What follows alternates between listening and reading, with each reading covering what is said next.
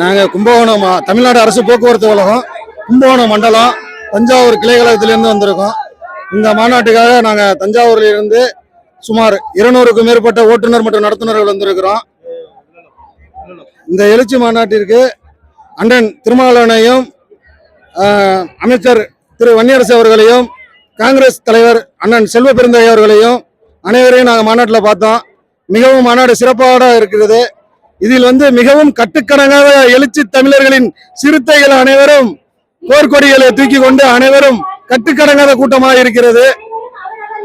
இங்கு நடத்தப்பட்டிருந்த கலை நிகழ்ச்சி அருமையாகவும் இருந்தது.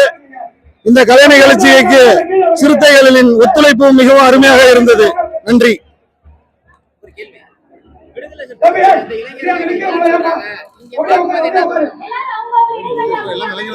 இங்கு வந்திருக்கும் சிறுத்தைகள் அனைவருமே சிறுத்தைகள் தான்.